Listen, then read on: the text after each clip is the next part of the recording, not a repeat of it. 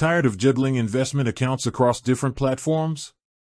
Ever wonder if there's a simpler, more streamlined way to manage your portfolio, all in one place? Well, you're not alone. The process of moving your money from one financial institution to another can seem daunting, but it doesn't have to be. In fact, transferring your investment accounts into Wealthsimple Invest is surprisingly simple.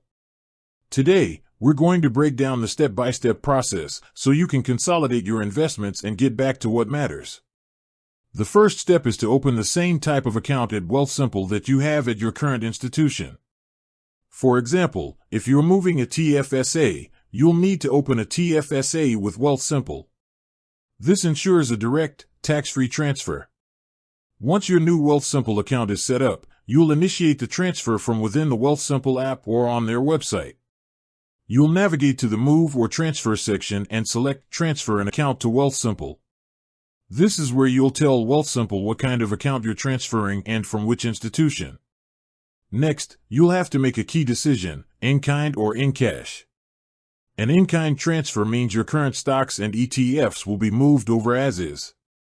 This is a great option if you want to keep your existing holdings and avoid any potential tax implications from selling. An in-cash transfer, on the other hand, means your current investments will be sold and transferred to Wealthsimple as cash. Wealthsimple will then reinvest that cash into a portfolio that aligns with your goals. After you've made your selection, Wealthsimple will ask you to confirm a few details and provide a digital signature. This gives them the authority to contact your current institution and get the process started. They'll also ask for a recent statement from your old account to verify all the information. Then, you wait. The transfer process can take anywhere from 2 to 4 weeks, depending on the institutions involved. You can track the status right in the app, so you're never left in the dark. A final, but very important, point: keep an eye on those transfer fees. Many institutions will charge a fee to move your account out.